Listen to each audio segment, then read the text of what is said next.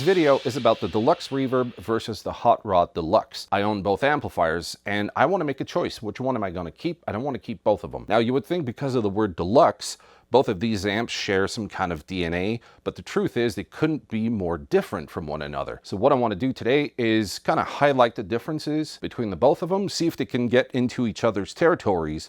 And at the end of this video, I'm going to try to make a decision on which amp I'm going to keep. I already kind of know which one I'm going to keep, but that might change throughout the making of this video. So if you're interested in both of these amplifiers and you're not sure which one you should pull the trigger on, this is the video. How many versions of the Hot Rod Deluxe are there?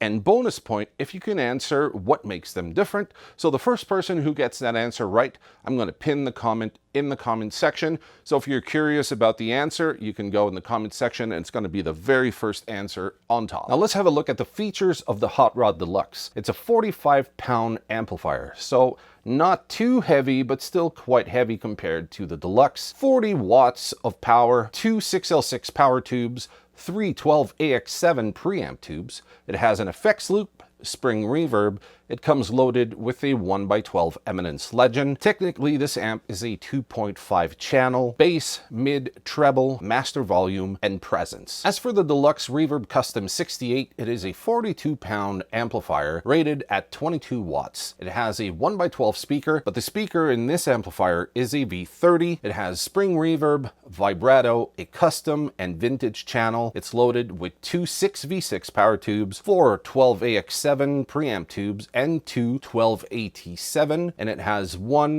5AR4 rectifier tube.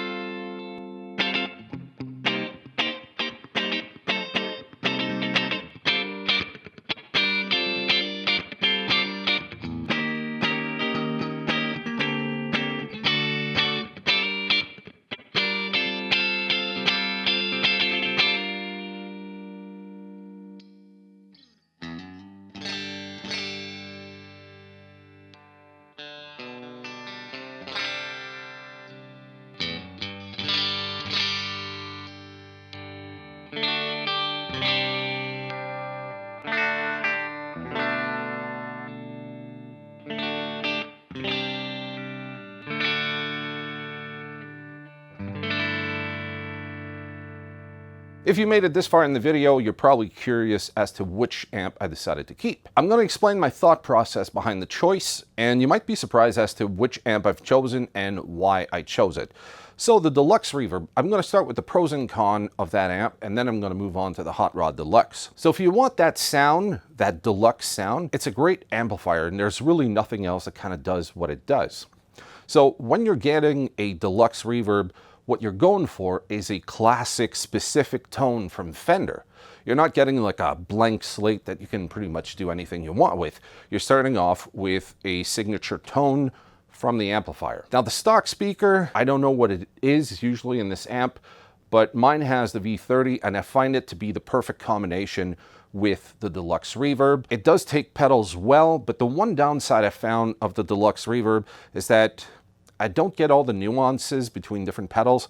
They kind of all sound like the same, which is not bad because they do sound good. But if you want to hear the difference between, let's say, a blues driver and something like a blues breaker, totally different circuits. They don't necessarily do the same thing. But with this amp, it tends to color the pedals in a way where they all kind of end up sounding the same. So that was one drawback from the Deluxe. I was expecting to like the dirty tone from the amp when it's cranked, and I didn't like it as much as I thought. I thought that the Deluxe, once driven, would be like in your face, you know, really raunchy, that 70s American rock kind of sound.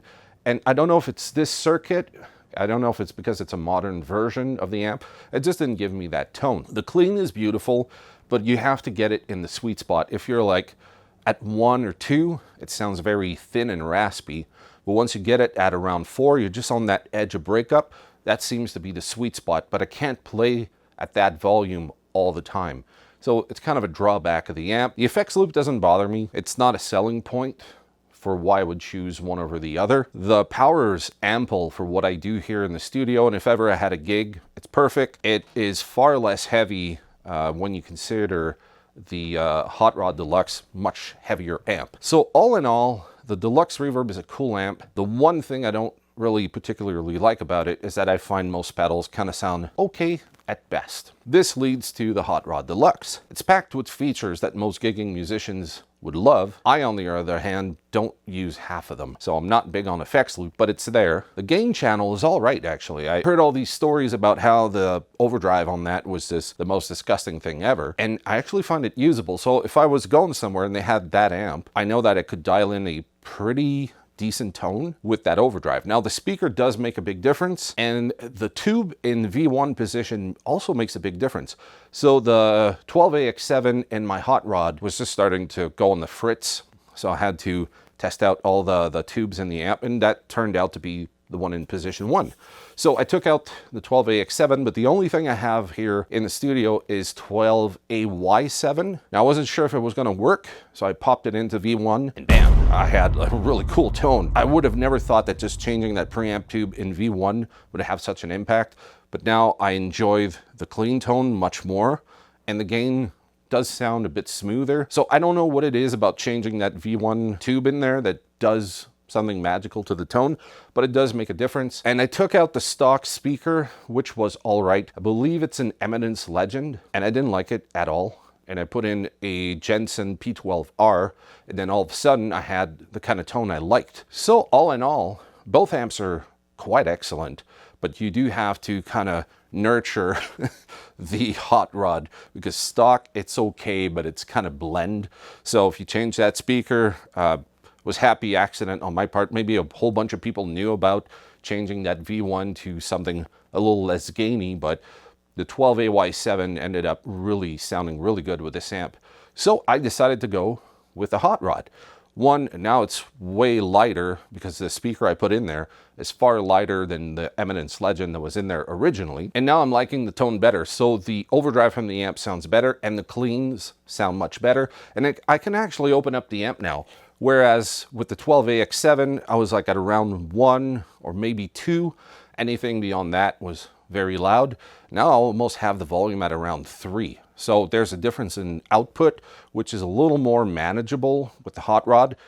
So that's what it comes down to. Now I know the Deluxe has a really beautiful tone That is a signature tone, but I find overall the amp to be a little less usable. Now I'm going to pass the question on to you. Which amp would you choose if you had to choose between these two amps? Would you go with a stock Hot Rod Deluxe, or maybe modify it, or would you go with the Deluxe Reverb? Let me know in the comments section below. Now for the next installment, I'm going to be trying out a Vox AC15, a modern production, versus a vintage Vox, a 1966 Vox AC50 Mark III. And the reason for putting these two amps against each other is that I've heard a lot of people say both amps sound nothing alike. The vintage amps are much better than the new ones. So I want to get to find out whether both sound good or if one is ultimately superior to the other. Now, if you're interested in seeing that, just click over here and I'm going to see you in that video. Cheers.